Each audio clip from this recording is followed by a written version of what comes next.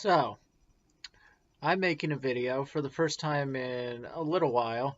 Um, and this, I felt compelled to because I've grown a little frustrated and a little weary with the conservative response to the North Korean summit that Trump had with Kim Jong-un in Vietnam that just took place. Um, Now, I was listening to a podcast, and it's a new podcast for me. I don't know, Steve Deace, the Steve Deace Show. He's on the Blaze Network. Now, I'm not the biggest fan in the world of Blaze. I don't like the fact that they just bought CRTV, and a lot of that hinges off the fact that I am not the biggest fan of the world of Glenn Beck. I think Glenn Beck, I like the old Glenn Beck, the Glenn Beck that was on, had his own show. I forget what state, maybe it was Fox. I don't even know. I didn't watch it that often, but I liked it, at least what I saw of him back when George W. Bush, Jr. The little child, the man child, who was king of this country around September 11th. I liked him, that incarnation of Glenn Beck, because the guy with the spectacles, and he always had a copy of the Declaration or the Constitution. He was all fiery and a diehard libertarian, and he pulled no punches, told it exactly how it was. Wrote the book Addicted to Outrage, which was a good book. I read most of it, at least, or parts of it. I don't. Anyway, that incarnation of Glenn Beck I like. But the Glenn Beck that's out there now, I heard an interview with him. I think it was with either Dave Rubin or Ben Shapiro. I can't remember which one, and I realize there's not much similarity between the two of them, but whatever. And Glenn Beck now is like, he's this guy. He's tried to recast himself as this kind of like Buddha figure, this guy that is just world weary and has this eternal sadness at the state of the world that we're in now. He has that white beard like Father Time, and just he tries to. It just came across the way he's tried to recast himself. His persona has come across as just incredibly smarmy and fake and dishonest and disingenuous. It makes me want to puke in a bucket. I never listen to Glenn Beck unless I have to, and occasionally quite often actually, he interviews with Bill O'Reilly, who I do like, and I have to like stomach the fact that there's Glenn Beck on the other side of things. Um, but anyway, this guy Steve Deace, they were talking about the North Korea summit, and this is where I had to put this video out because I'm disgusted with a lot of these conservatives out there talking the way they're talking about Trump and North Korea and the summit here, casting it as this great embarrassment. Trump's embarrassed us in front of the whole world. Where? Why? How? Where do you get such a stupid idea? How does that thought even pop into your head at all? What? Because he failed? Because you think he failed in Vietnam? How did he fail? He walked away from a bad deal. Previous presidents actually signed bad deals. That's how we got the Iran nuclear deal, which was terrible. And Obama, was there. And instead of walking away like he did, like he should have, like Trump did, he signed a terrible deal. So how is this an embarrassment to the world that Trump walked away from a bad deal?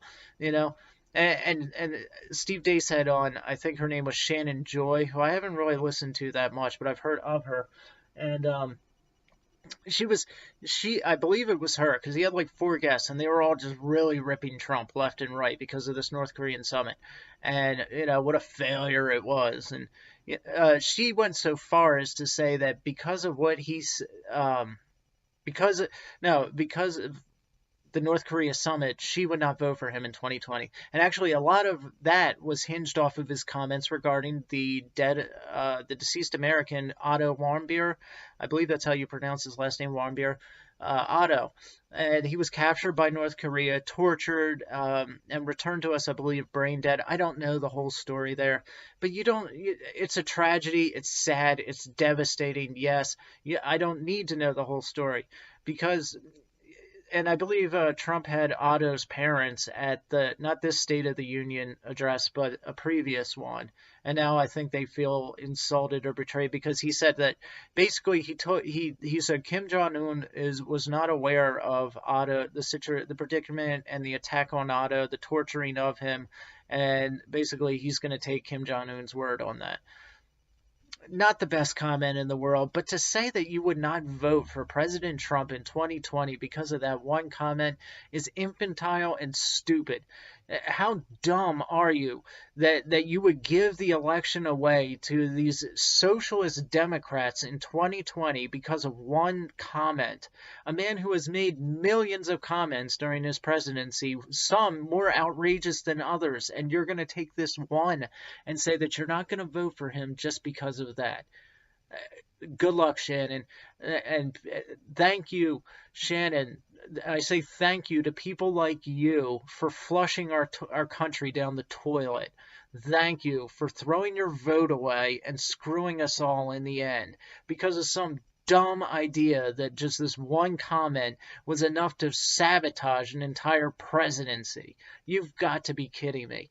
And the way they talk about this summit as if it was some failure. Do you guys have any knowledge? Like, you are political pundits. You must know more about this stuff than I do. And yet even I know that this one summit was not going to be the end to the whole ordeal, that this was going to be a progressive thing. These negotiations are going to be ongoing. There's going to be 4 summits, maybe 5, maybe 6, before Kim Jong-un denuclearizes North Korea.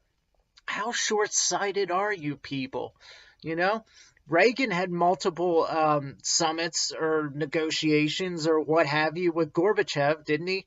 Gorbachev or whatever. He walked out when a bad deal was in front of him. But now when Trump does it, it's an embarrassment in front of the world. You know, do you people think before you say anything? And especially, normally I wouldn't say anything. You know, I'd just be like, well, you're entitled to your own opinion. But with the amount of crap that President Trump gets from the mainstream media on a daily, hourly, minute-by-minute basis, every second there is another story bashing Trump, and you as a conservative are going to take time to use him as a piñata at a time like this? Now, I'm not saying don't criticize President Trump. That's the way you're going to try to frame this. Oh, you're just one of those always Trumpers, not a never Trumper. You're an always Trumper that will just defend President Trump no matter what he does. No. I disagree with President Trump on a lot of things. You want a specific example? His national emergency. I've been on the fence and back and forth with that for a while now, and I really do see the other side's point that this is setting a bad precedent for when a Democratic president gets into office and decides to make a national emergency out of guns or climate change or something like that, and removes our guns and takes away our freedoms like a la the Green New Deal. Okay, so right there, a major thing that he's doing, a policy that he's trying to pursue that I disagree with. Okay, so I'm not an always Trumper. You know, there's been plenty of things that he's done and said that I don't agree with. Grabbing women by the hoo-ha, I did not like that comment at all. There's been lots of things that he said, but I would not refuse to vote for the man on some shallow idea of principle. Especially considering what is at stake in the grand scheme of things here. Like, can you not wrap your mind around that a little bit, that we are facing a socialist government if Trump loses in 2020? Can you? No, doesn't enter into the mind at all. No, you don't care. You don't care that your guns will get taken away and all your freedoms, but you stood on principle and died on that mountain because of Otto Warmbier. You've got to be kidding me. This is the most asinine crap I've ever listened to. Remove head from sphincter before you go on a podcast next time, Shannon Joy and Steve Dace. I mean, this is just insane. Anyway, that's my spiel for now. I'm going to be putting out more videos, I promise. I just been focusing more on the podcast, which, by the way, there's a new episode coming after I'm done recording this, and it's going to be on SB 13, which is an abortion bill a bill that was going to ban abortion in Oklahoma, which was is not going to even be discussed in legislation. Uh, it didn't have the support it needed, and part of what has me so frustrated about that is that there's a group of Christians, Southern Baptists convention, some kind of Southern Baptist convention. I have it all written down. Um, who could have supported this thing, and helped push it towards legislation, but they decided to not support it, and their reasoning is about as pathetic as it could possibly get. And I wrote them an email, a letter, basically condemning what they did. And I know that's strong language, and they're fellow Christians and everything, so I don't want to insult them, but wow, this is a bill that's going to ban abortion, and wow, you wouldn't support it. Anyway, listen to the podcast. It's coming out today. In the meantime, good night. God be with you.